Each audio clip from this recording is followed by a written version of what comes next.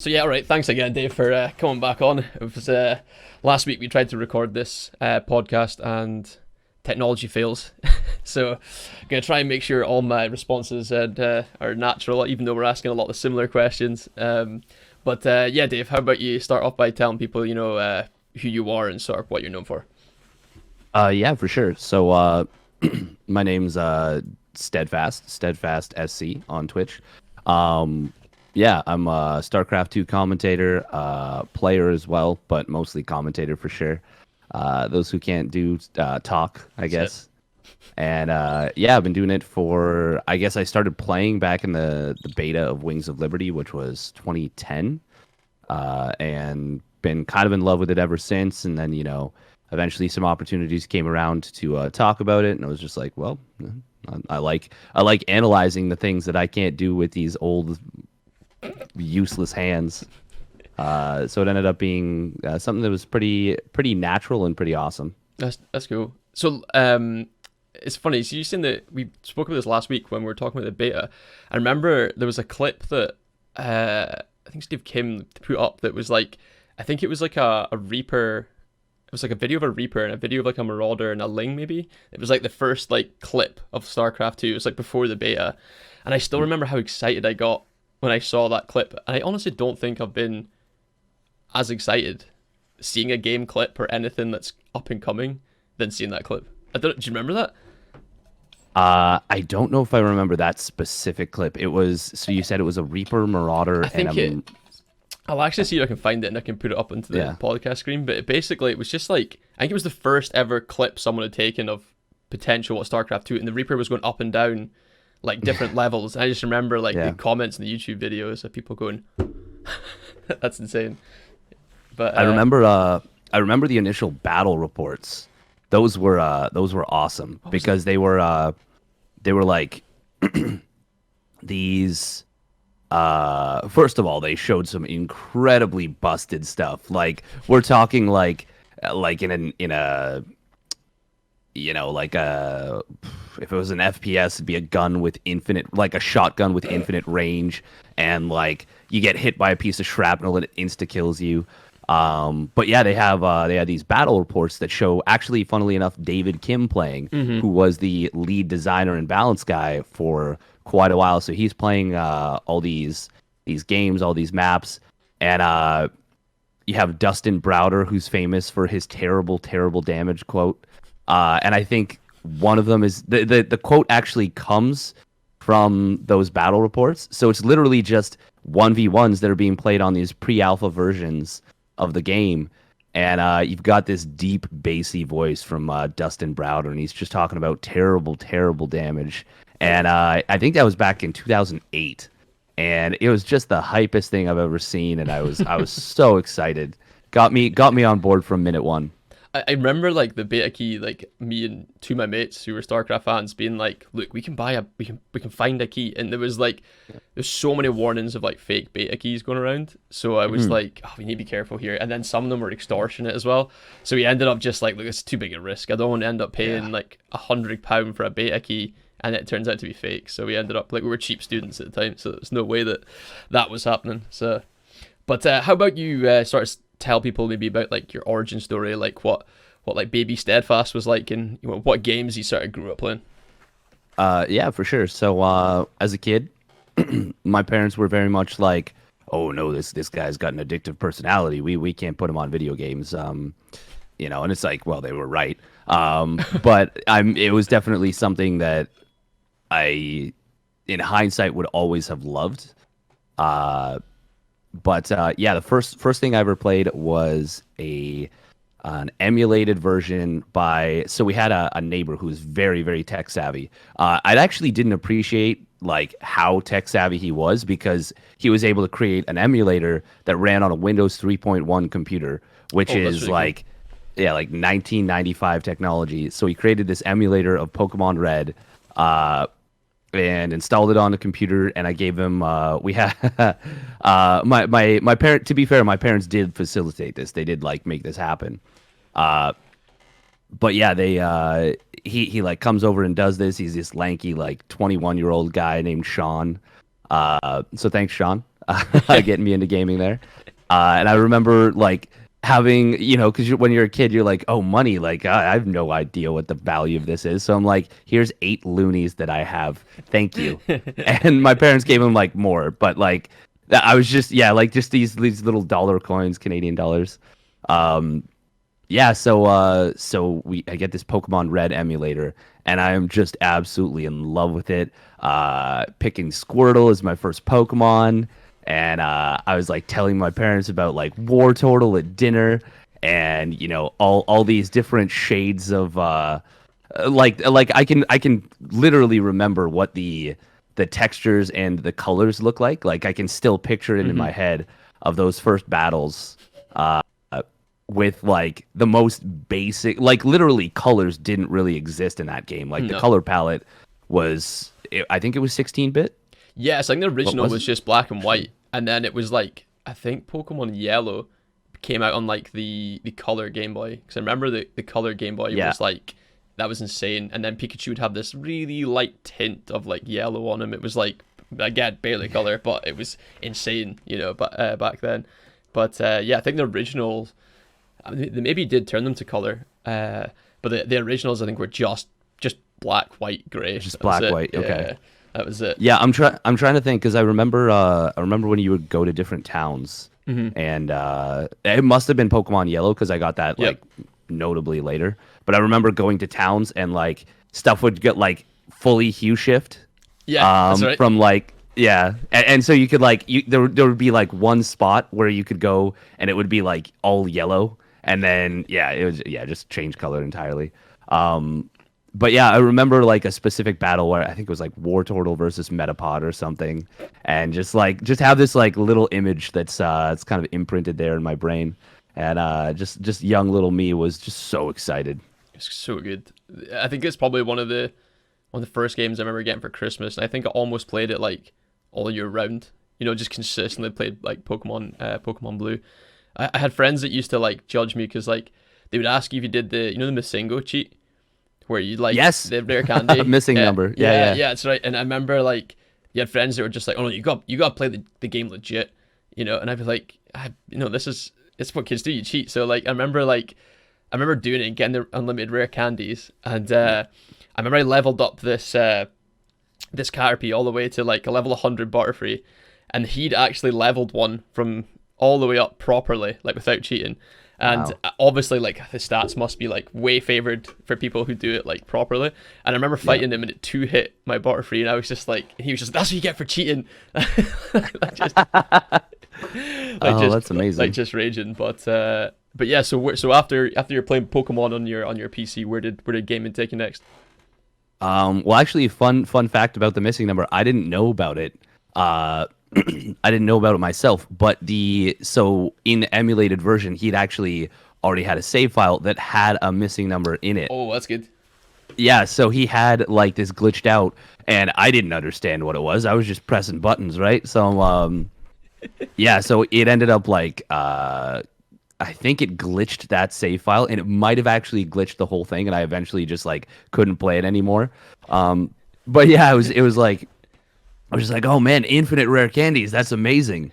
And like I think I used them all up, and then it started counting down from like 99, and then it turned into like a different placeholder thing. That's like right, it was like a little broken thing. Yeah, and I was like, I have no idea what's happening here. It would take stuff from the map, because I remember it'd be like a flower from a garden, and then it would be like man, the early like days of Pokemon and the cheats were so addictive. I remember like I'm mates with this guy now. He's not really a nerdy guy anymore, but he told me that if you went to Pallet Town, and I still talk about this because he used to frustrate me so much. Like I was about 7 or something. And you go to Pallet Town and you fished 101 times with an old rod in the water, and the 101st time it's a Mew. I was like, that's a genius cheat. But as a kid, I took my notepad out and I was like, that's 1 fish, that's 2, and I counted all the way up, and then I was like 101. Oh, it didn't work. And I fished like a couple more times just to make sure, and I was like, that bastard lied to me. Like, even to this day, he's like, I was just trying to make friends. Oh, there was all kinds of that ones. There was there was one that was like Peekaboo. I think if you like, it was the Nugget Bridge. like if you did some weird stuff, you could like go to an invisible pixel that you normally couldn't access, and you'd catch a peekaboo there.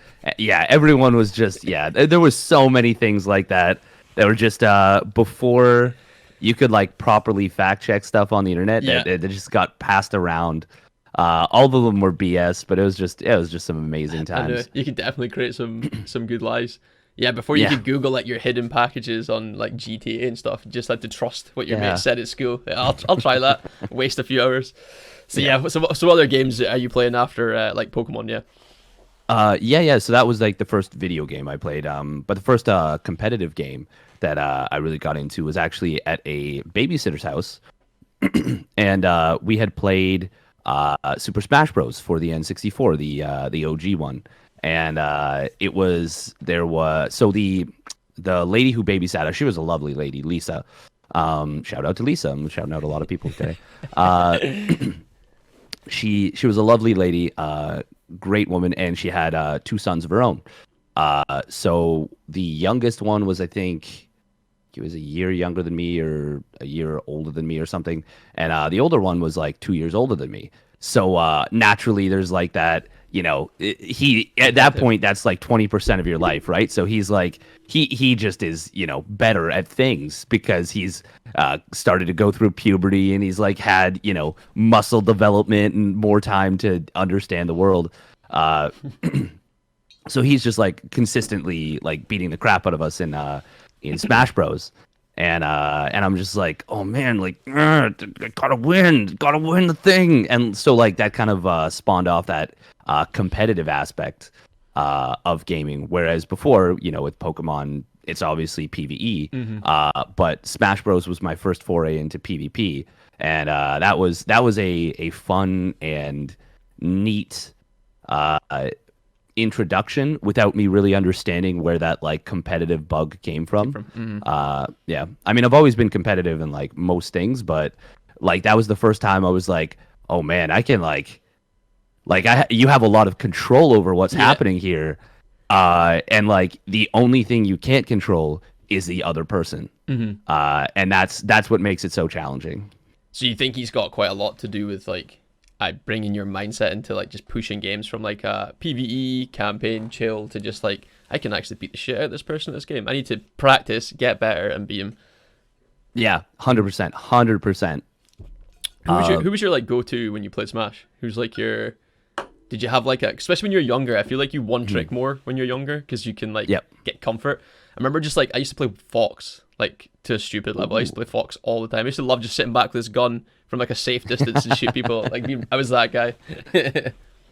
Oh yeah, definitely. No, I was the same way with Pikachu. Yeah, his little thunder shock, just bouncing around, and you used to think projectiles were so busted in that game because no one could shield, like properly, and it was like, well, I mean, they're just not good at it, like. Yeah, but no, definitely one trick for sure. Pikachu eventually would become Link because I just loved Sword. Yeah, Sword was just fun. Link was good. And eventually, like we wouldn't play like no items. We would play items, so you could get the laser sword as Pikachu and just hit people with it and have fun. That's right. But eventually, once we got rid of that. I was like, okay, Link is the way to go. Link is fun. Yeah, I remember like because you could actually say like how much of each item too. Because I remember like when I was really young, I used to ram the Pokeballs full, so it would just rain Pokeballs, and you just be chucking Pokemon. You barely even fighting, but it was hilarious. Yeah, fun game modes like that.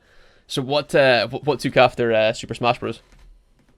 After Smash Bros, I think I probably so that's probably jumping forward a couple years. Is the next big game that I played would have been Modern Warfare 1 in high school for the, I guess that was on that would have been on a 360. Yeah. Which was more of like so that was obviously LAN play. And 360 was the first time that I got to play over the internet and play with people online. And fight them, and whenever you're a kid, you're always like, because I think it was only like 14 or 15 at that point.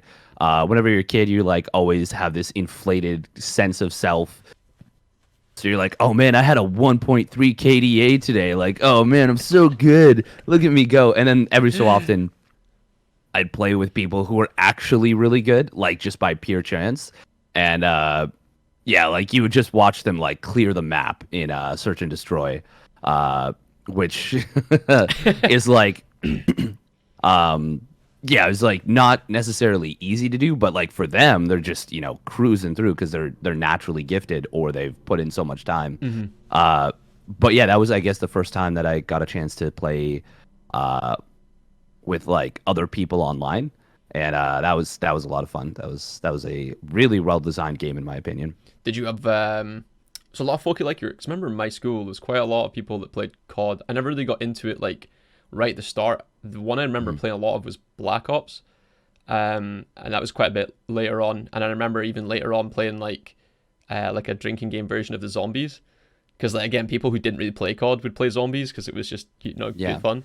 But yeah, I remember quite a lot of my friends. It was the same. It was like bragging rights of like, you see my KDA? Hey, my KDA is this, and you'd be like, oh, mine's only 1.4. Oh, like it was so funny. Yeah. But yeah, like I said this last week actually.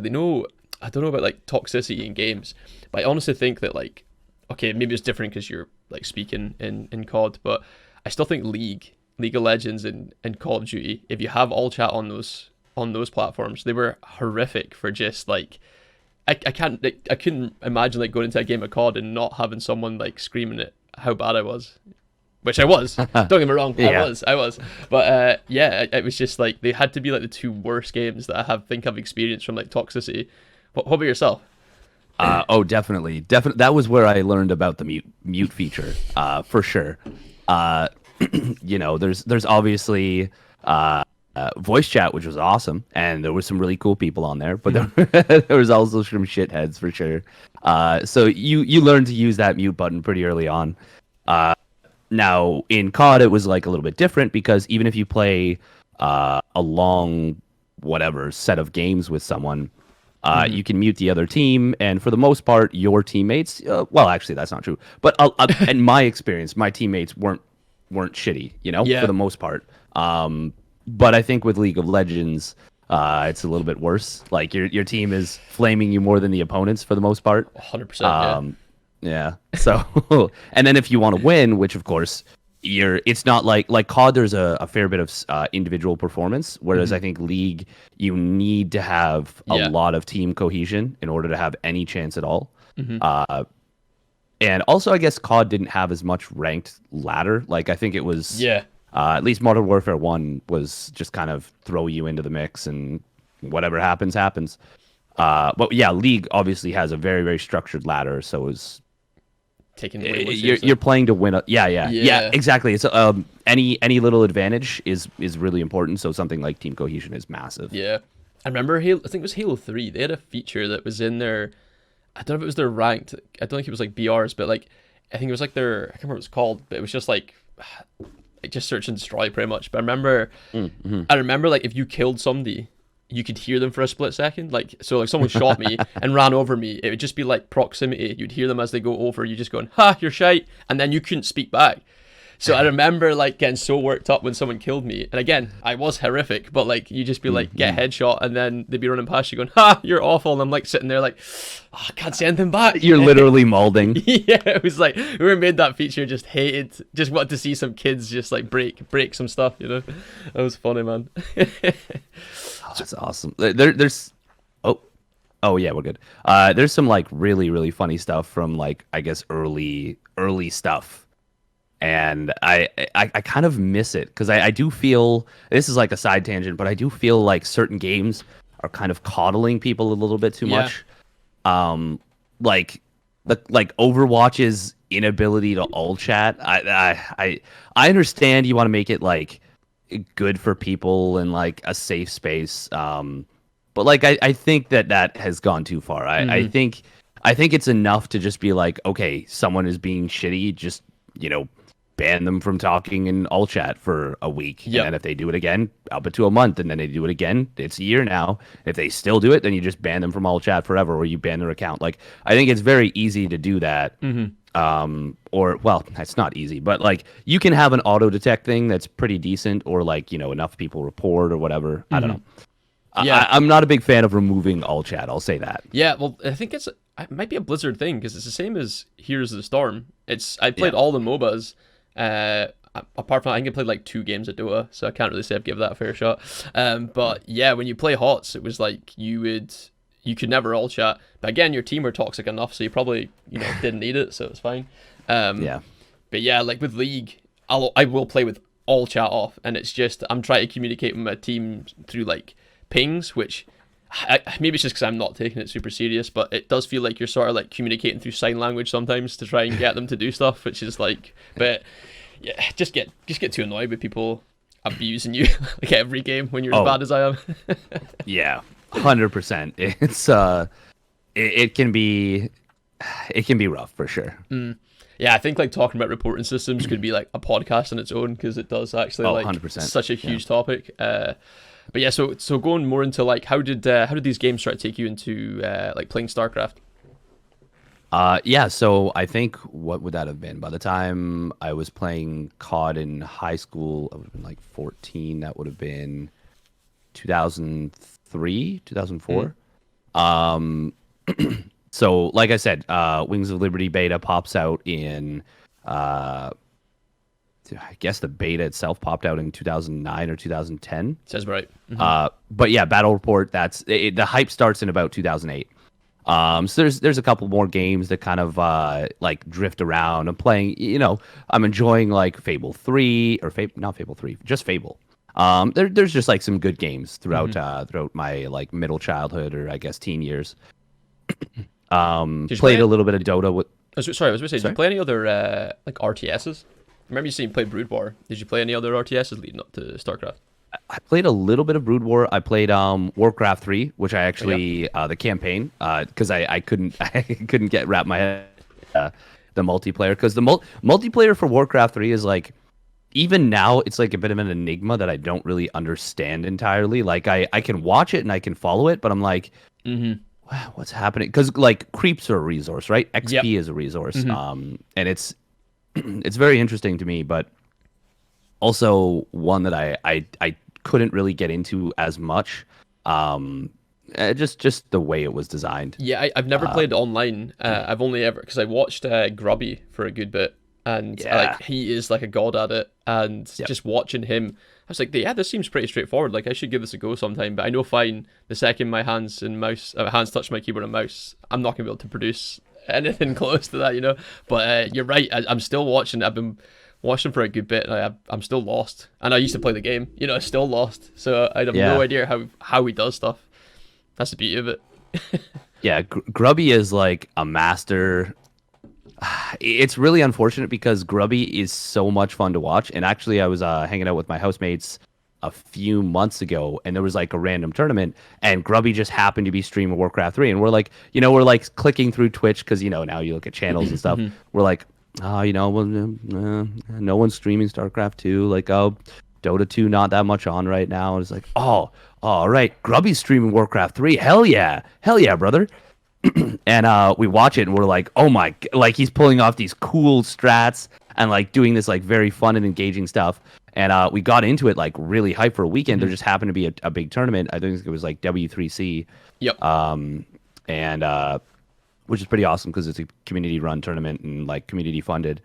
And then it got to like playoffs, and we were watching that, and then I think we we ran into I think it was Todd playing, and he was just playing like an ultra turtley style that was just so unengaging, and it immediately switched. Like we were legitimately like back on the Warcraft 3 hype train when we never had been before, and it just immediately switched it off, and I was like, oh. That's it. Like the old school Terrans when you used to play like you used to play 2v2s, and then you Exactly. just fly around their base. There'd just be missile turrets around their base, yep. bunkers. Yeah, like the turtling was definitely, I felt like if you didn't know how to play the game, you were like, I'll just slowly push out, and it was like just a cautious way to play.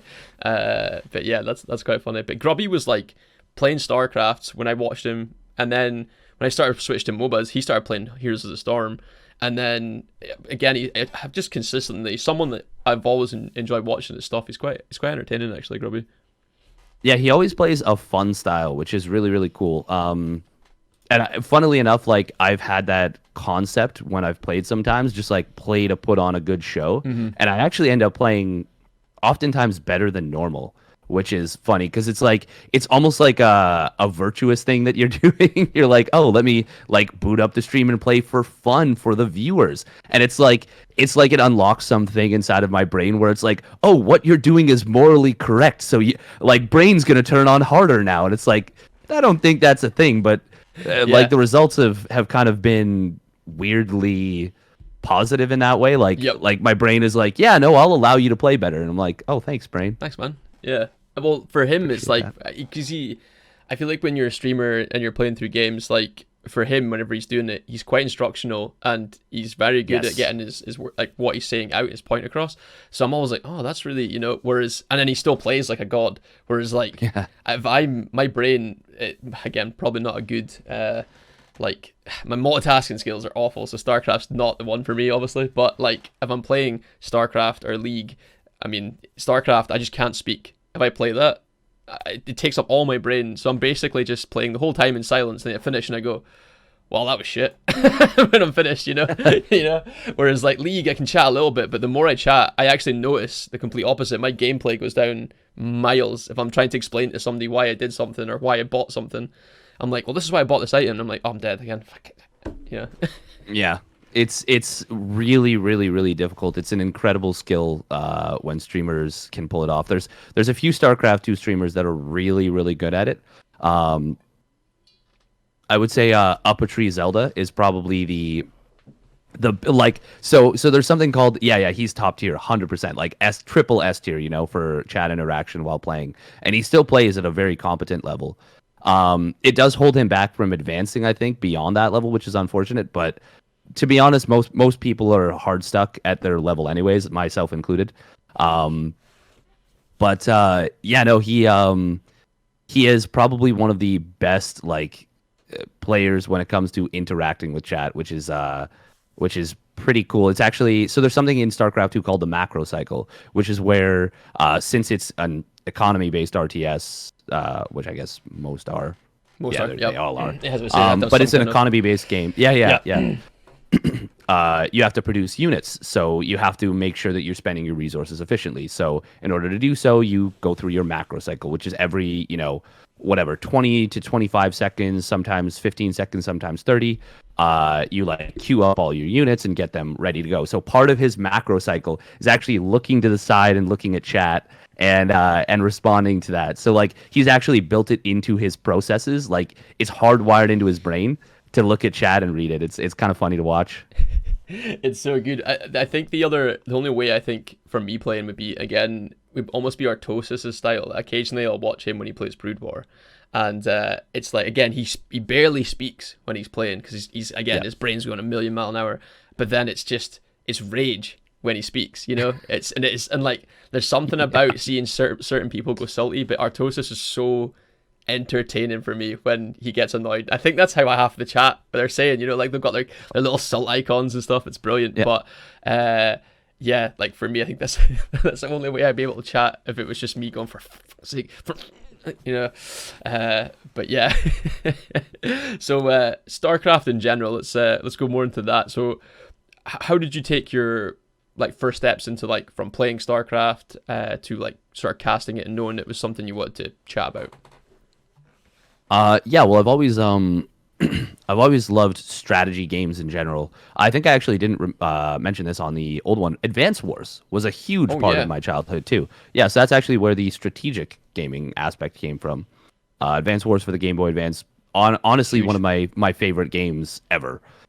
So well designed for its time and just really, really awesome to play. I loved it. So I always loved strategy. I always loved the concept of strategy. And yeah, I just thought it was really cool overall. Um, but yeah, so I think when StarCraft, Brood War came out, and I played that in the computer lab with friends in high school, and StarCraft 2 came out, I was like, oh man, this is awesome. This is the thing. It doesn't have this like crazy mechanical requirement that Brood War does. It's obviously still an incredibly mechanically demanding game, but Brood War has so much where you're not just fighting your opponent, you're also fighting the game engine, which I think was a bit of a turnoff for me. I didn't really have the patience for that, I think. But StarCraft 2 was like so like checked all my boxes. But I did still have like not necessarily the best hands for playing, so to speak. And so I would really enjoy the strategic aspect, but couldn't always put pen to paper, so to speak, and convert that. So eventually, I think in like 2013, I ended up casting a few games for some local tournaments, and had a pretty good time doing that. And there's always like the salt of like, oh man, well his race is so busted. But eventually, I think I came to appreciate more of like, oh well, like here's what players actually doing. Like what they're doing is really good. And instead of focusing on, oh man, like that's so busted, what they're doing is so broken and easy, it was more like, oh well what they're doing is actually really good and very difficult to emulate. And so I think it not only did it trigger some cool stuff with what I'm doing now, but it also kind of helped my mindset in the game as well. Yeah, it's like, especially watching, I think it's very easy to, I think it was like described once, I can't remember who it was that was saying that, like you were saying there, my hands can't really keep up. It's almost like your brain wants to do these things, your hands can't keep up. It's almost like learning to play piano. You know what notes you want to hit, but trying to get your brain to like communicate with your hands and do it efficiently is like a completely different ball game, But yeah, I can't remember who said that. It was actually a StarCraft player, and it was sort of comparing it to like, it was like playing chess, but the pieces are moving consistently. I was like, that's really good. Yeah. I was like, that's a really good way to think about it. So what about tournament wise now? You've sort of have you got tournaments coming up? You're casting ones you've done in the past. So actually, just this week on Wednesday, I did the B stream for DreamHack Masters Summer, and then I'll be doing that next weekend as well, the Saturday and Sunday of this following weekend. So that's kind of cool. I mean, ultimate goal is definitely to end up on the A stream and casting like the big boy stuff, and then eventually when we've got COVID-19 kind of under control, and live tournaments start back up, I think my next goal is to do one of those, and that's a big goal for me for sure. Cool. I mean, it does feel like now people are sort of shifting to like really testing people and then getting them into like indoor places. So I sort of like, is there any indication as to like how long it'll be until these places will be in person, or is it just nothing? They actually, in where I am in Ontario, Canada, they just rolled out like their 3-step plan for the 3-step plan for COVID reopening. Okay. And I should probably know more about it, but to be honest, it's been so busy, I haven't gotten a chance to. When you stay indoors and you're a gaming nerd, you don't have to use Yeah.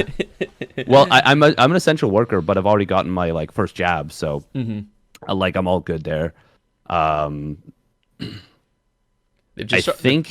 like announced here. No, sorry, it's just a way to say that here they've just sort of announced that like, because I'm similar age to you, it's the same. It's like they're now just doing like people that are up till 30, I think now. So they're like, so I think I'm in like a month. This month is like, I should get our first job. So that'll be yeah, that's good. Yeah. So like the bars just sort of opened up here, and that was like, it was on Friday they opened up. So there's already like apparently like an Indian strain has came over here.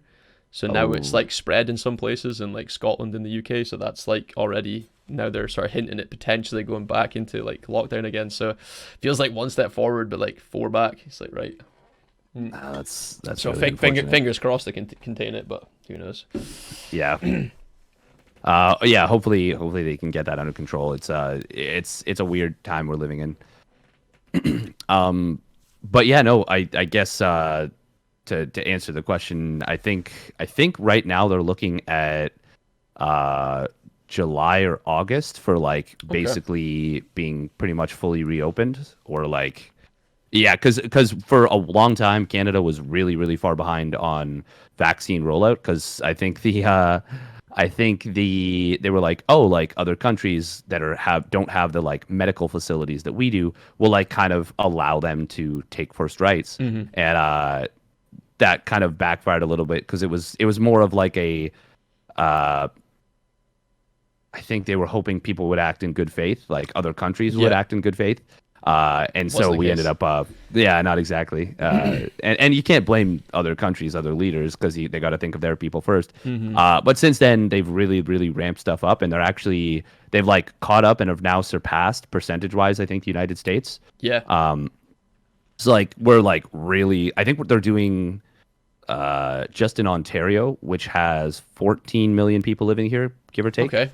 I think they're doing about 200,000 vaccines a day now, which is pretty crazy. That's pretty insane. Yeah. Well, I think you did say last time, you were like, we're quite far behind. I think you mentioned last time. Yeah. And then I remember, I was just sort of thinking, I was like, well, I think we're up to like 45. It was like last week they said all the 45 or 40-year-olds have been done. So, and our government started saying like we're ahead of the curve. So when you were saying like we're behind and you'd had it, I was like, our government's lying to us. That's the other thing too, is there's always a little bit of propaganda there, right? Yeah. But no, yeah, they like I think they start. I guess the better way I should have put it last week, and I've said it better this time now, is they started very far behind, but they ramped up insanely quickly. I think even a month ago or a month and a half ago, they were like maybe 10% of people. Now they're approaching for like first dose. It might have been 2 months even, but since then I think it's close to like 40 or 50% have gotten their first dose in Ontario, good. which is like crazy how quickly it's ramped up. So that's really good. It's I remember watching, it's a streamer called Midbeast. He's like a League of Legends player, and he's in Australia. And it was right as we were like in the heart of like lockdown, and they had no cases for like such a long period of time, so they just reopened everything. And he was like going to like festivals and like going out to like nightclubs, and I was just like, we seem so far away from it because we were like in the harshest lockdown. So I was like just getting super jealous, like him talking about like normal life. I'm like, man, just what? Then you'd have to, if you went to travel to Australia, they had like really strict quarantine. You had to like 2 weeks under like the National Guard in a hotel before you could like go into the country. I'm like, yeah, we probably should have taken that kind of attitude, because here it was so like just relaxed, and that's why it's so bad, so that's kind of crazy. That's actually intense. But like, yeah, I think Australia and New Zealand really led the charge, so to speak, with how they did stuff. And I know that within I think before 2021 even started, like they were already having fully filled stadiums for sporting events in New Zealand. I think, which is, I mean, good job, guys. Like you fucking killed it. But yeah, I guess switching back to video game talk. Yeah, from StarCraft stuff. Yeah, the good stuff. Yeah, it's so easy just chat about COVID just because it's everywhere, man. Yeah. But yeah, no, commentary, events that I did. So I did an event called Kings of the North, which was kind of like a bit of a local Canadian take on the Home Story Cup. Yeah. That Take TV does, and is they do an awesome job with. So that was pretty fun. That was my first, I think, like big, like quote unquote professional, like really professional looking event. And then I did a couple more local things like that. And then probably in the last like 2 years is when I've started taking the commentary stuff really seriously and been like, okay, I want to like, I want my ultimate goal to be, not doing this full time, I want to like be able to go to the events. I want to be one of the people that they call on for that big thing. I want to enhance the experience of people watching by giving a good frame of reference for what's going on. It's a question I maybe didn't ask like last time, but see, like having goals like that, I think are brilliant. How, when you're like trying to achieve those goals, do you break them up into like smaller goals as you go along? Like I want to do this tournament, or I want to do like X amount a year. Do you do anything like that, or are you just like, that's the end goal, I'll do anything to get there? I think it's a little bit tricky. I think it depends on your personality type a little bit. For me, I'm a little bit more free flowing, so I think that's my end goal. I'm going to get there however long it takes or however difficult it is. I think that works better for me, but there's some people who do need to have like checkpoint or goal oriented stuff. Sorry, my hair's getting just trying to sweep it to the side. It's not working. Absolute surfer hair there, man. It was yeah. Oh man, I need a haircut real bad. I think I have to wait till July based on the reopening schedule. Or yours not reopened. That was weird. Ours was one of the first things to open, but like you have to you have to sit with your mask on and they cut your hair. But yeah, like everything else, like you'd think would open up first, like gyms and like bars, they're all shut. So well, open now, but they were. Yeah. Sorry. Yeah, sorry. See, COVID, just keep coming back to it, man. Yeah, it's the elephant in the room. You can't avoid it. Yeah, no.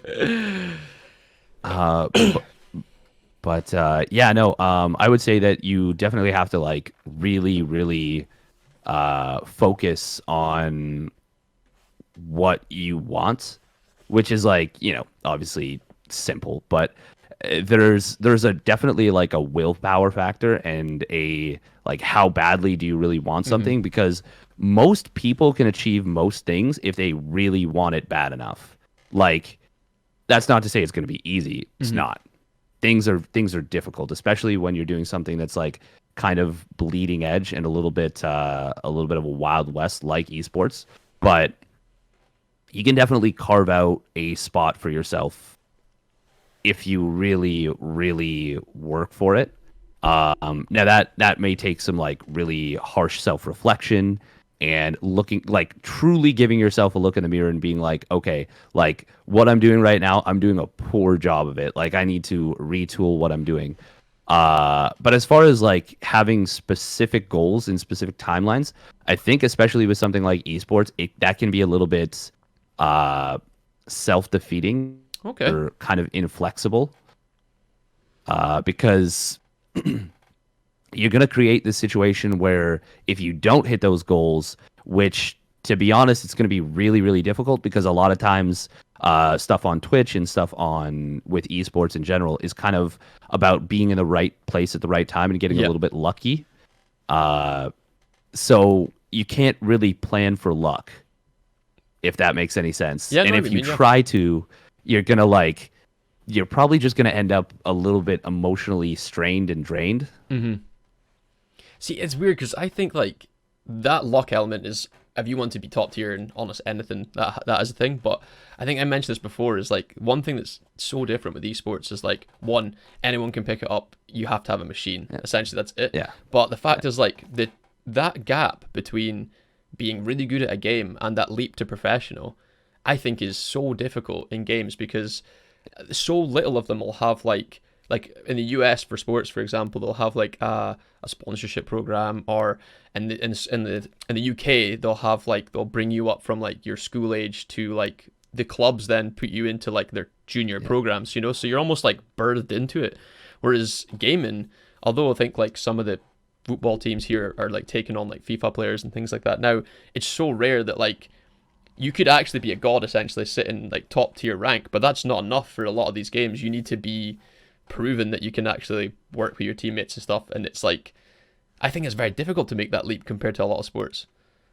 Yeah, I would say obviously if you are the best in the world, you will get noticed eventually. But if you're like you said, you're up and coming, sometimes you can just get completely overlooked, especially in certain like team esports. So I think the best example is Dota 2, actually, where Topson before he got picked up by OG in 2018, and they ended up winning the international with like the greatest Cinderella esports story of all time. It's not even close. Like that storyline is the most unreal ever, and I think if anything tops it, it's gonna take some crazy voodoo magic to top that.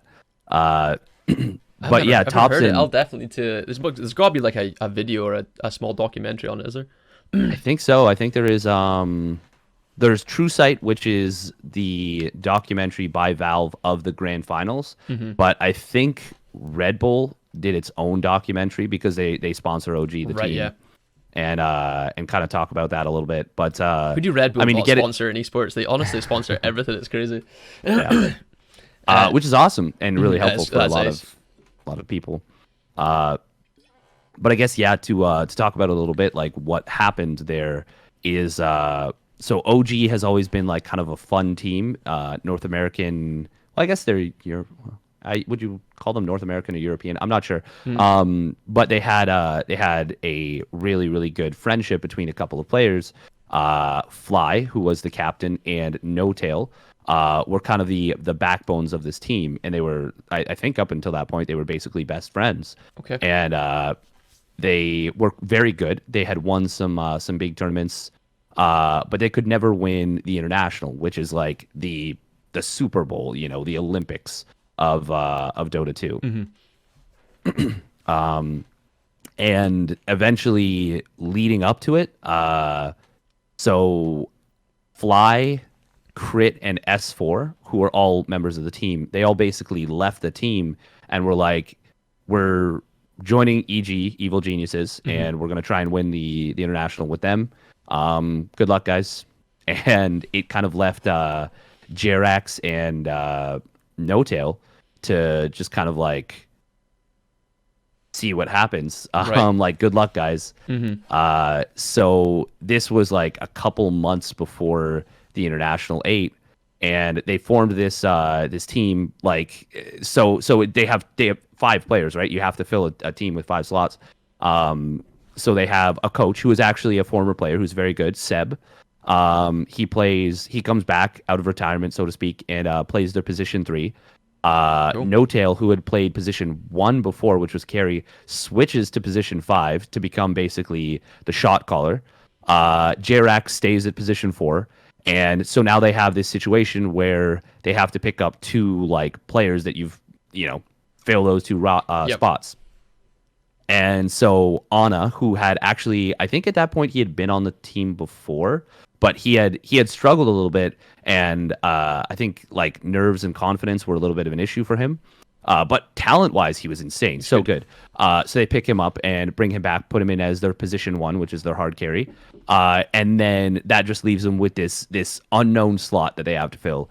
And so there's this player who's been playing. I think he'd been streaming at that point, and he gets like maybe 100, 200 viewers when he streams, and he lives in Finland, and No Tail just messages him, and he's like, hey dude, like, you want to play for our team? And he's like, sure, why not? Like, this is just kind of I'm sure I'm butchering the telling, but he's like, yeah, sure, like, you want to come play, why not?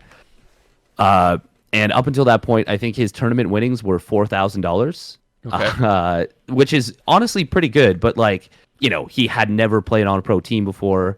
I think those were from some like random cups where he may have found another 5-stack. Like Dota's winnings are quite substantial normally. They're not, they can be really, really high for the top teams. Yeah, like if you're on a top tier team, your winnings are probably in the 6 figures. That's 4K is chump change for Dota. Exactly. Yeah. Especially for the caliber of this player.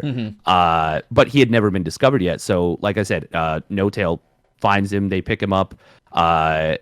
The team ends up qualifying through like a last chance qualifier, basically, and getting a spot that they wouldn't have otherwise had at the international. There's the international is 18 teams that have been collecting, first of all, that have been practicing together for years, and second of all, that have been like basically accruing points for these tournaments over the course of months and basically the entire year. So it gets to the main event. and everyone's like, oh yeah, OG's gonna finish last in their group. They're gonna get knocked out. Like they're the 18th seed basically. But this Thompson kid, this kid that gets picked up by No Tail, he ends up turning a lot of heads. He's playing really well, and I mean the whole team is playing together and just so well, and they end up making it out of group stages, and which is like everyone was like, what? Like that's crazy. This is unreal. How did this happen? And then they end up just winning. Like they just keep winning. Like they just don't lose. Just destroy. And they actually destroy everyone. And it's like the coolest story ever because honestly, the grand finals itself was really, really cool. Up until that point, Thompson's playing really well. But then I think the nerves of the grand finals kind of get to him a little bit, and he kind of stumbles a little bit. But then they're like down 2-1, and game 4 comes around, and they're like Thompson's having a pretty rough start. And then Seb, who's this like coach turned player again, he like puts the team on his back, and then it like helps get Thompson back into the game, and then they end up like winning basically an unwinnable game 4. And then game 5 rolls around and they win game 5 and they win the like TI grand finals. It's just the greatest storyline of all time. And on that route, they did actually play EG and they actually beat them in the upper bracket. On the way to the final. So, wow, that's good. On the way towards the final. Yeah, that's yeah. Insane. So that was like a really tense like grudge match because there was a lot of emotions obviously running there. But yeah, no. So this kid Thompson goes from $4,000 winnings, being completely undiscovered, to 2.2 million from winning the grand finals. Yeah, it's insane. I actually love stuff like that, man. I know everyone loves like an underdog, and I think I did. I can't remember where I heard this. Like I'll always just remember stuff and be like, can't remember the source. So, but basically, they were talking about how when obviously we were younger, your parents were go outside, play more, don't play games, you know? So when people tell these stories of like, I was basically told not to play games as a kid, I ignored them, or I left home, I was poor for like, 3 years, I basically lived off of nothing, lived off of ramen, and then ended up just like, playing a ton, and I became a pro. And I can't remember who it was basically saying that now parents are more like, you're really good at games, you should maybe pursue this because, people are making like couple of mil, and but like trying to explain to like your parents like I'm really good at this game, and then back then tournaments would be like a 10 grand tournament would be like that's crazy, that's mental. But I mean now you're just like there was a few stories of like my parents discouraged me from playing, like even in like especially like in Asian culture as well, like a lot of them like their parents were like no you can't go play games, and then essentially like the story was like they bought their parents like brand new cars and stuff like this, and you're like that's brilliant. So these stories might be like less likely now just because maybe you don't have to go play outside, you can sit and play your games and make us millions. Yeah, I think the big turning point for that was when the one kid won the Fortnite tournament and just took home like 3 mil. Yeah, that was the big like parents were like, oh, what's that now? Oh, so that's a millionaire? Okay, all right. No, it's fine, Timmy. Your homework's done, so you keep playing. And they're like, actually, Mom, my homework's not done. And they're like, no, it looks like your homework's done. I'll do it for you. We'll take care of it. No worries. Yeah. That's amazing. You keep grinding it out. What were your parents like when you were a kid? Did they actually mind you playing games, or were they like, no, you get outside. You've been sitting here too long? Yeah, they were not a big fan of me playing video games. And to be fair, like I said, I definitely have like a bit of an addictive personality when it comes to that. But I think it's you can always look back and be like, my parents could have done a better job because hindsight's a thing. But like it wasn't like they were trying to ruin my childhood. They just didn't know necessarily how to turn that into a constructive thing. Yeah. And be like, hey, like okay, it's fine that you play these things, but like other things have to come first, or make sure that you're doing it in a constructive way. Like you can make a lot of video games very constructive. You can have them have a lot of life lessons and whatnot. And that's one of those things that once again it's video games didn't even exist when they were growing up. Like literally computers were not a thing. So you can't blame them too much for not having a good frame of reference. And like honestly, most parents, I feel, when my parents were kids, were probably kind of shite. Like they were like, get out there and pick those crops. Like we need like literally farming. Like and I mean it's understandable, but a little bit of like child exploitation. By today's standards, we would look at it and we'd be like, that's not fair. You shouldn't. You should probably let your kids be kids. But that didn't really happen in the like 50s and 60s, I guess, as much. Yeah, it's definitely like definitely just a different time. But I get because like your parents can't see like they look at you playing games. It's like a path to nowhere, essentially, isn't it? Really, if you're that's what they see. Yeah, But yeah, once you see these big prize pools, it's a lot easier to be like, you just sit play your games. That's fine. You do what you want. But yeah, while I've got you on, I want to chat more about the StarCraft stuff, getting that like beautiful StarCraft mind of yours. But one of the questions I quite liked we were chatting about last time was like the current state of StarCraft and how sort of like it's a big loaded question, but like how the current game is and essentially how Blizzard see the game, because again it does feel like we were chatting about last time, the patches are sort of at an end, like map rotations and stuff are like obviously going to come to an end as well. How do you see the game like going forward, and how is it as it currently sits?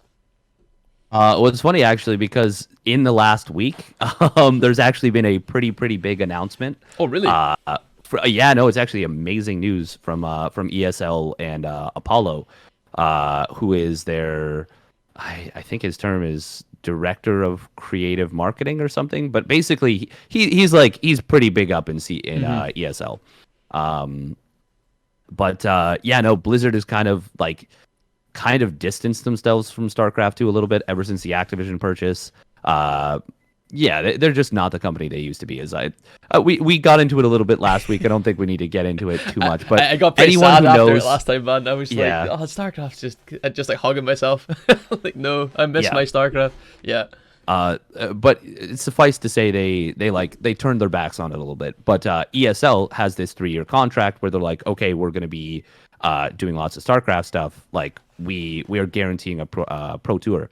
Oh, cool. So during that entire time, and that's actually kind of what got me into being like more serious about the StarCraft 2 casting, is because every week now they're doing 3 cups. They're doing Korea or Asia, EU, and then NA. And so when it first started, they were doing, I think, $200 prize pools, and only top 2 paid out, and which is still pretty good because that's like $600 a week, but only top 2 paid out. For the EPT points, which is like the ESL Pro Tour, which is like what culminates in the World Championship. IEM Katowice is what it's called. Only first place gave that out. So, they kind of retrofitted that after a while. They were like, okay, we're going to up it to $400 per thing, which is $1,200 USD a week, which is quite a bit. And now we're going to make it so top 2 gives out EPT points. So it's 10 points to first, 5 points to second, which is, good. It's a nice addition. And honestly, okay, to put it in perspective, now North America is a little bit of a meme. It falls behind the other areas quite a bit. But top 8 for EPT points, which I think would have seeded you back into the main tournament for this year. Okay. Like the DreamHack Masters for the first one. Just based on point values alone, 90 EPT points would have gotten you 8th position. So okay. If and you can technically play in all three cups over the course of a week. Now it's not easy, and time zones are obviously a little bit tricky. Yeah, but in theory, you could have in 3 weeks, secured yourself without playing any other tournaments. You could have secured yourself into this year's main event, basically. That's insane. So 10 EPT points is actually a lot. But now they just announced a partnership with Shopify. This past week, I think yesterday, actually, they might have announced it now. Yeah, yesterday. Yeah. So they're doubling the prize pool once again for the tournaments. Now it's $800 per tournament, $2,400 a week. Instead of top 4 paying out. So yeah, they made it from top 2 to top 4. Now from top 4, it's top 4 to top 8 pays out. Oh wow! So playing in those tournaments is a lot more beneficial now. It's going to help a lot of games especially are very top heavy in terms of prize distribution. So this is going to help like the mid tier players a lot more, and give a lot more like benefit incentive. to. Yeah, that's cool. Exactly. Yeah. Yeah, except the CEO of Spotify, is he not like, he's quite a big StarCraft fan, isn't he? Oh, he's Yeah, huge. Yeah, 'cause Toby Lutka. That's him. Yeah, I can't remember his name, but I follow him on Twitter because I think back in the day I used to be a massive fan of Select, and Yes. I sort of Yeah. followed that. Like, he was like, I'm sort of done with StarCraft, and then he got a job through him, just being like, well, just come interview for a job, and then, well, I'm assuming he's sort of still there, but yeah, and I didn't realize that like they had like their own like internal tournaments and things like that, and I was like, Jesus, Spotify sounds ace, you know, and like get my CV in there. Yeah, no, or Shopify. Sorry, not Spotify. Sorry, Shopify. Yeah. I'm just. Well, that's funny because I cast a league called the CEA, which is the Corporate Esports Association, and they basically, to speak to what you're saying, they do like community building team stuff, and it is a charity league, and it's pretty awesome. But they do community building team stuff where they have teams that are like formed and they compete. And one of the teams is Shopify, and they were actually the defending champs.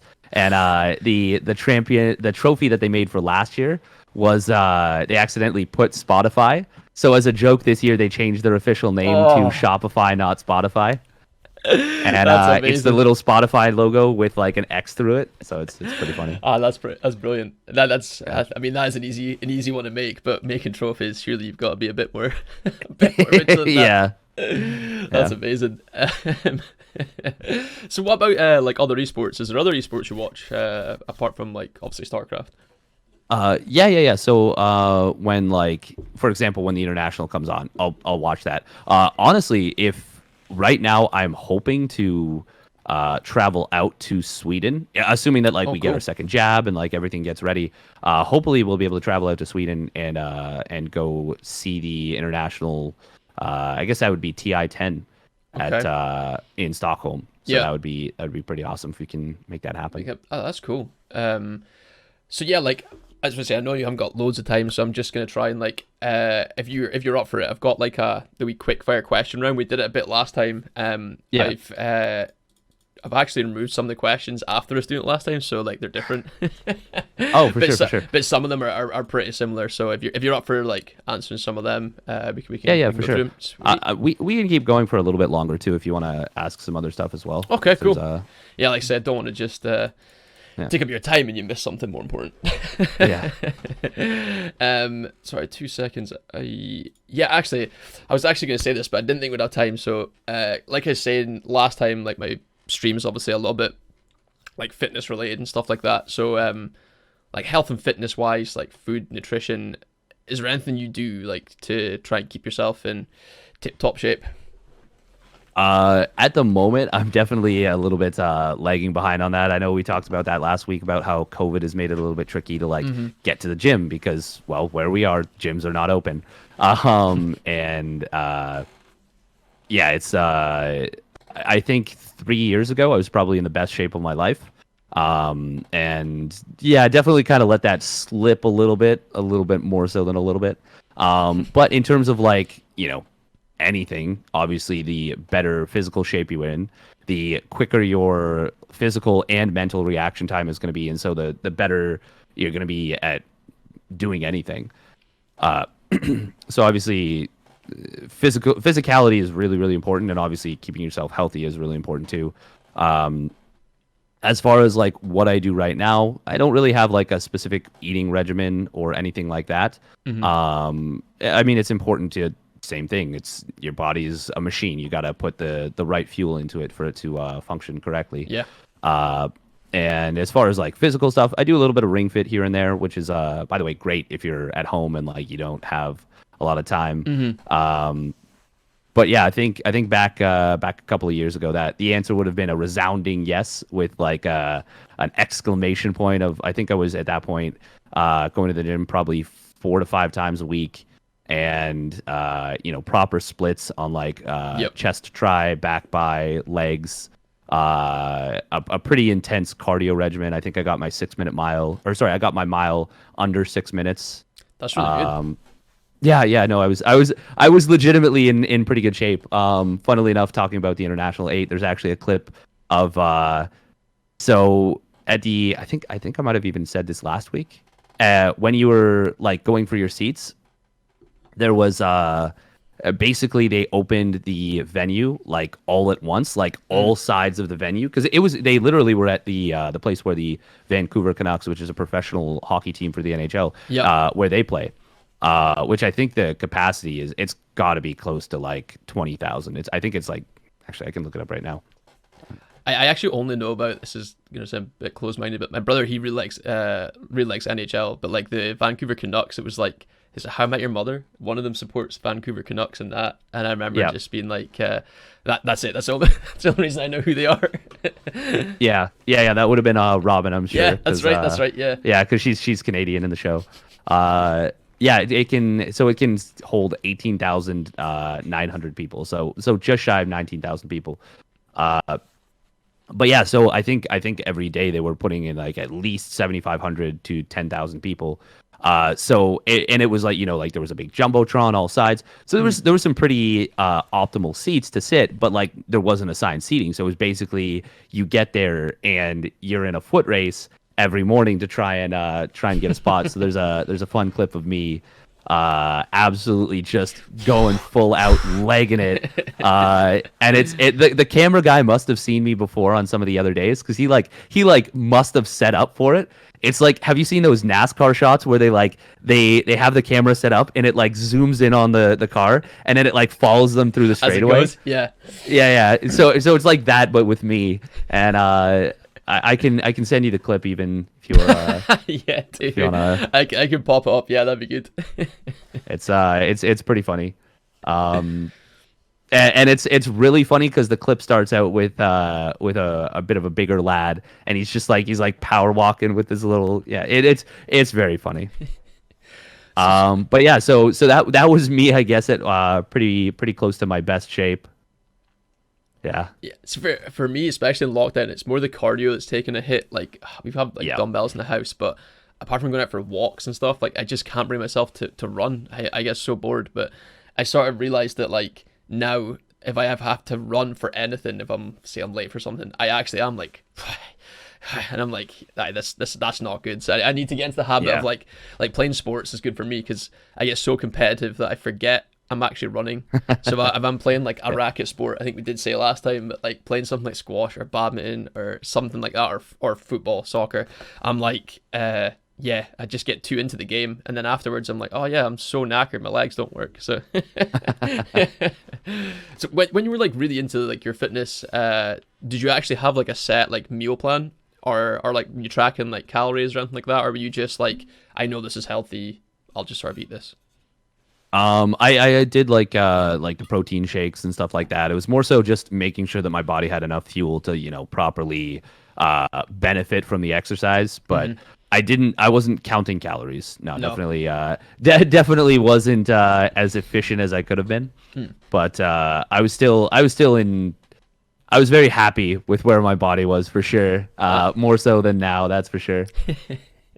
It's tough to get back into. Gyms are just sort of like opening up now, and even then it still doesn't feel like a very, like, the rules are like you have to wear a mask, but if you sit down at like a piece of equipment you can take it off, is sort of like the rules here. It's just weird, but like there's still people that are just like, they'll just completely ignore it, and I mean, I go at like really stupid times here where it's like they're 24 hours, so I'll go like quite late because obviously I'm a nerd, so it's like 11, 12 at night, and there's not as much people there like staff wise, so they don't get told off, and they're walking around with like no mask, and you just don't feel quite as comfortable as you should, I think. But it is tough to get sort of back into it. But well, yeah, sorry, if you're up for this question round, we can fire through them if you fancy. Yeah, of course. Sweet. Yeah, go for it. Okay. Who was your favorite streamer? Favorite streamer? That one is either between Hearthstone and Up-a-Tree Zelda, who I mentioned earlier. Yeah, that's right. What new game releases are you looking forward to? I think I didn't really have an answer to this one before, and I think I don't think I did say I forgot what it's called now. That new RTS that's yeah. That was one of them. Definitely. Remember that. Immortal Gates of Pyre, which is, I'm not I'm like split about that one. I don't know how it's going to turn out. Hopefully well, but I have no idea. And then definitely the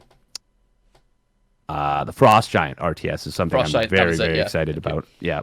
Yeah, that'll be huge. When is the release date for that? Actually, just I need to. Oh, they haven't even announced it. I didn't think they had. Just their big announcement was securing funding, which is big. Don't get me wrong, that's a big deal. But yeah, definitely a ways away from being proper release. Yeah. Yeah. Favorite StarCraft unit? I think I said the Baneling before. Yeah, that's right. Yeah. That's the thing, because we'd already done this. I should have lined up a whole new set, but some of them were from people, because I said before I came on, I said to when I was streaming, I was going to ask you some questions, so people will just chuck questions at me. So it's more like, if I don't ask them, they'll be like, "Well, I gave you a question. You didn't fucking ask it." All right. Oh yeah, this was the one that you gave a nice cop out answer. I remember. What race is the strongest right now? Yeah, I said random before. Yes, right. Oh man, even now, I still hem and haw on it. Zerg has definitely won the most tournaments recently. Who's having most success just now? Because obviously you'll see a wide range of all the tournaments. So who's actually percentage wise, what race is winning the most just now? It is definitely Zerg, but I think that's got more to do with the players that are piloting it than anything.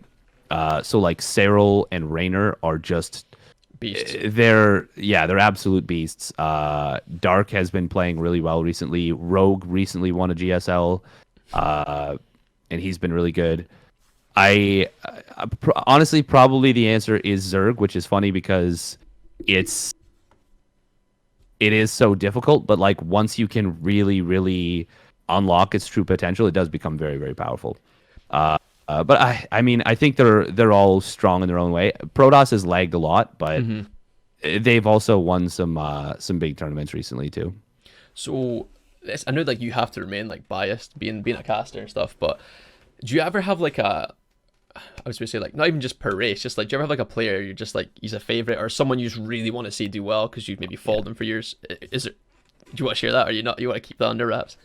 No, for sure. Yeah, definitely. I have a ton of biases. I love watching Hearthstone succeed because he approaches the game. First of all, he puts out some amazing, excellent content. He's just an awesome dude overall.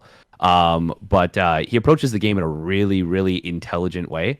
And it's I respect all of what he does a ton. Lambo has a similar very, very cerebral approach to the game. I really love watching Serral succeed because he is almost the only, I would say he is the most complete player we've ever seen play the game. Raynor is very exciting because he has such a youthful energy to the way he plays. Who else? There are some other really good players. Cure actually is a really good player who unfortunately tends to struggle in non-offline events. I didn't know that. I think his nerves get to him a little bit sometimes. But he is such a powerful player. But like Hearthstone, and there's a few of them. I always used to remember one of my friends talking to him about this, being the criteria of a favorite player, again, like an underdog, being a beast at the game, or now being good, or showing that they're improving quite a lot. And my mate used to always be like, could you imagine yourself having a pint with a person or chilling and actually them being really sound? And most of the players you've mentioned there, you could actually okay, despite maybe a language barrier, fine, they'd be if you say bumped into them and went, oh hey, they'd be like, oh hey. Yeah. They're actually, they seem like good, genuine, nice people. Decent humans. Yeah, definitely. I remember SOS. He used to be one of my favorite players, watching all the time. But it was always it was just because of the crazy shit he used to do. It used to be so different. It was the same reason why I used to love Cats. It was so unorthodox, the stuff he'd do. It was if he's not, see, I don't even know if you can call it cheese, because it's at that level, you just expect it. You should be expecting everything, Yeah. But at that level, it's just you're really good at the game. Whereas if someone at gold level is hatch in your base, you're like, that's cheese. Yeah. You know? Yeah, exactly. There's like an earned way of doing it. So there's a new player who falls into that category. Max Pax. Max Pax, He has really reinvented the game. And actually, most of the players that I've mentioned, and Clem is really, really good. Most of the players that I've mentioned that have like people are really excited about are young new players and new blood, which is really, really nice that we're still getting that. So that's a huge deal, and I'm really happy that we've got that. Yeah, we spoke about this quite a bit last time. Is like with everything, obviously not at a halt, but the game, obviously the development isn't going to extend much. So to see these people like Rainer and Clem, all these young people coming in, it gives it like a new like injection of life almost. You know, it's kind of good. Yeah, 100%. So that's really good to see. What was the worst video game you ever played?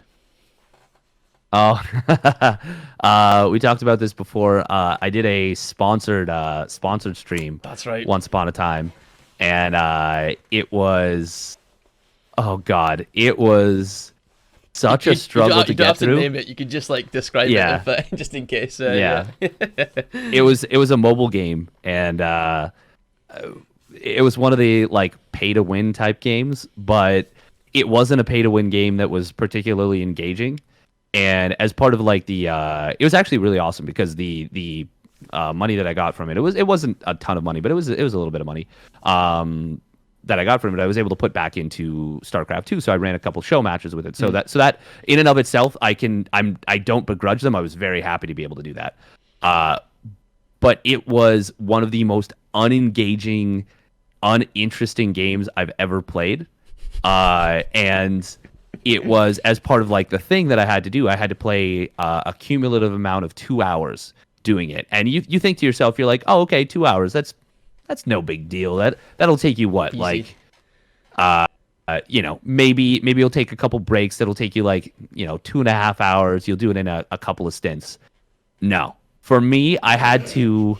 I could not play this game for more than about 5 to 10 minutes at a time. So I think I split that 2 hour setup into like 15 different stints of just me playing for a couple of minutes. And I'm like, as I'm playing, I'm like I'm just absolutely, completely out of it.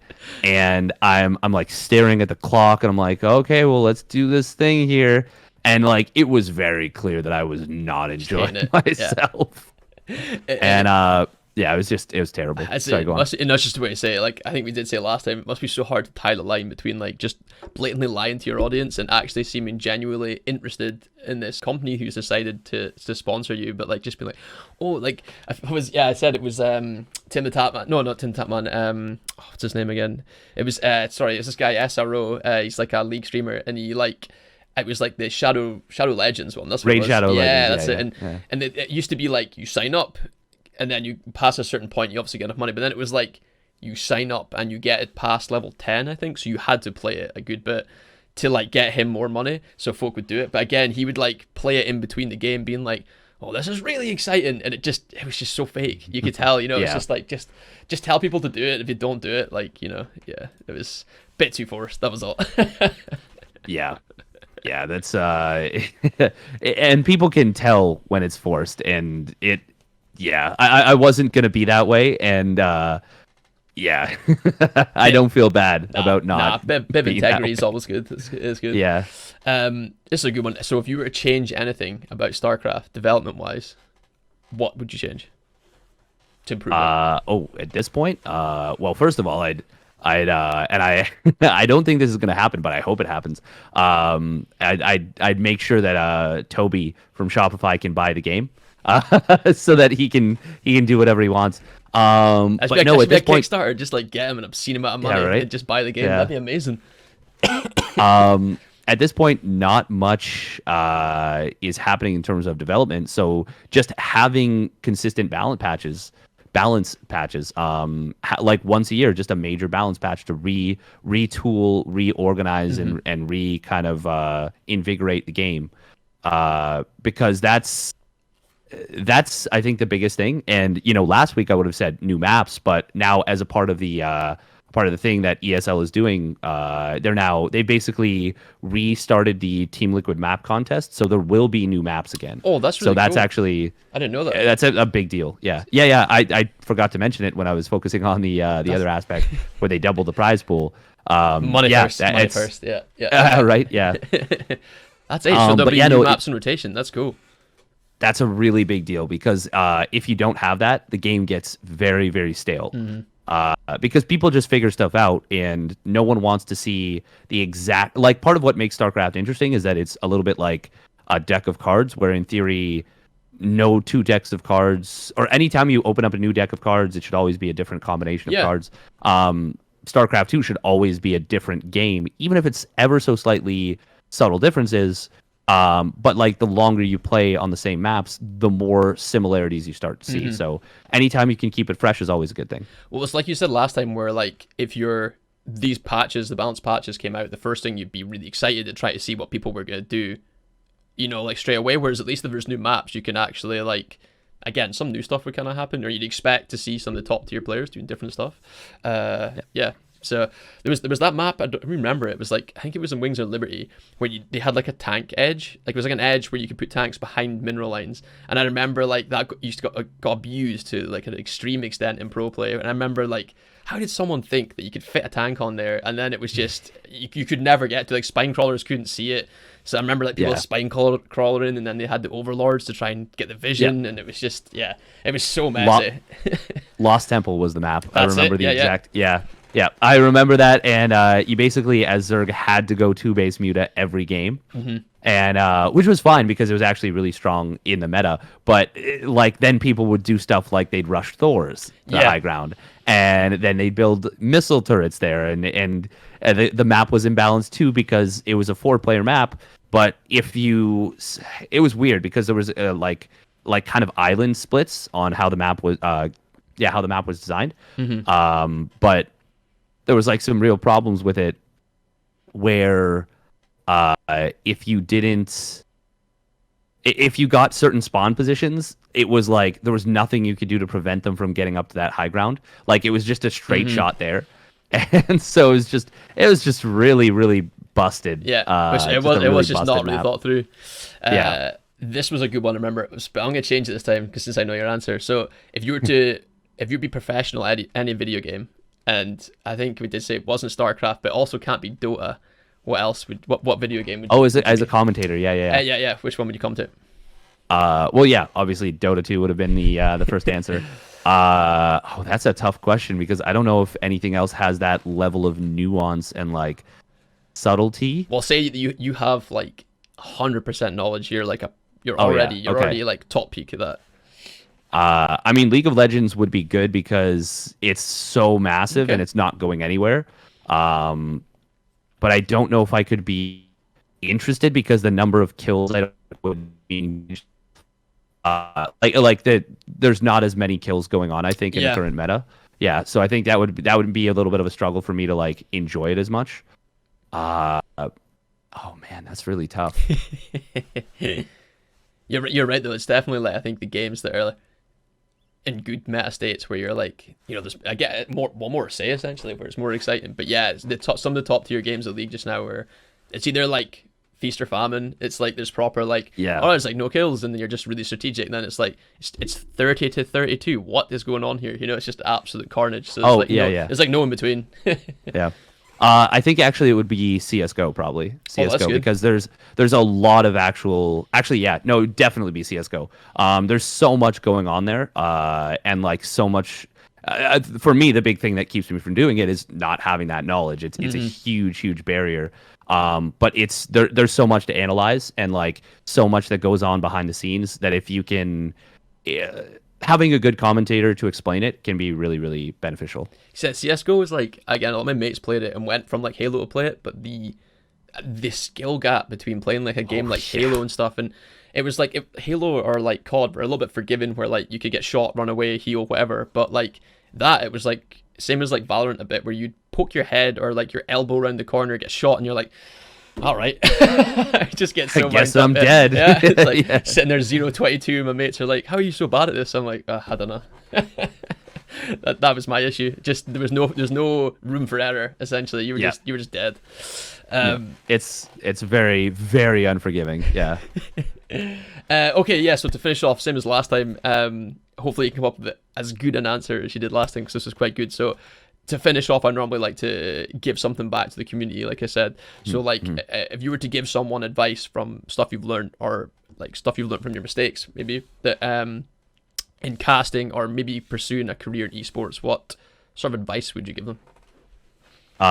First things first is more so than the first answer is always like, just do it. But first things first, make sure you're doing it for the right reasons. So you have got to have absolute love for what you're doing. You've got to be so passionate about it.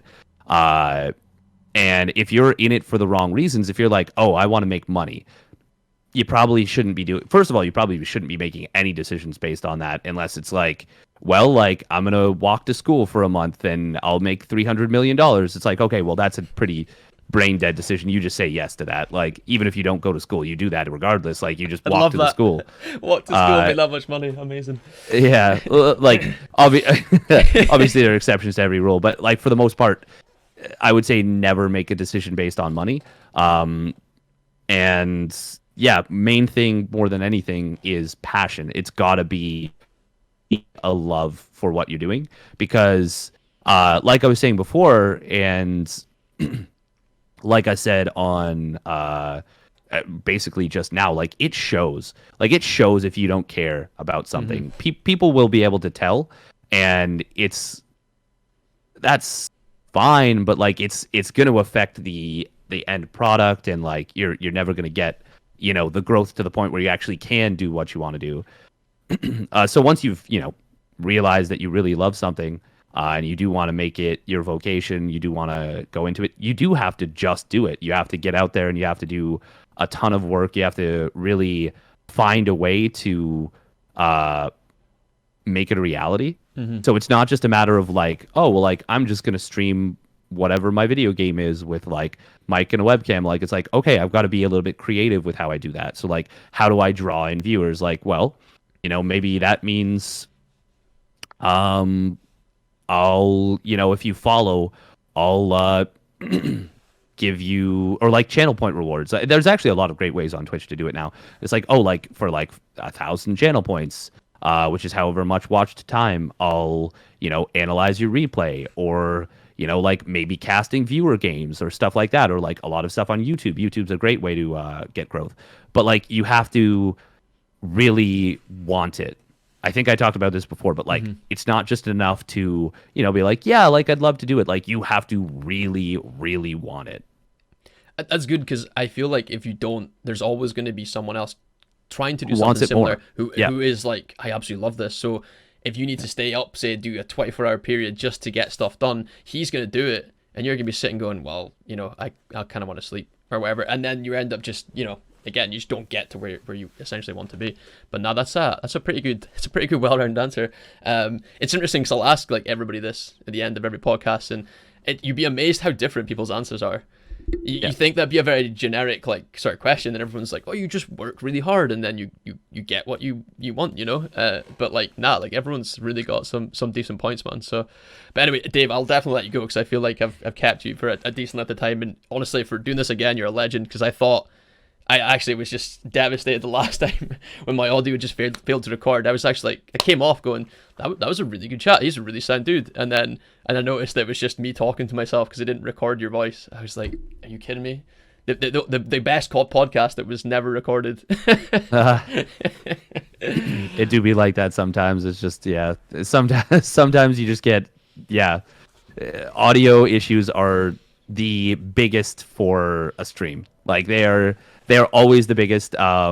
Actually, I guess that's more advice as well, is more so than anything, if you're trying to like start up streaming or whatever content creation, audio is king. You have to figure that out more so than anything, because people can they can deal with a shitty webcam. They can't deal with like like crackly, crummy audio, or just have a really deep, good sounding commentating voice. Either or. So yeah, that helps too. Yeah. So where can guys find you? Where can people find your content? Where can they listen to you cast? Yeah, well, there's a bunch of places. You can follow my Twitch, twitch.tv/steadfastsc. You can follow me on Twitter, twitter.com/steadfastsc2. That's where I announce like when I'm going live and all the stuff to do with that. You can follow me, I guess, on my YouTube. I've only got a couple of videos up there, but I'm going to be adding to it over time. YouTube Steadfast Space SE2, I believe.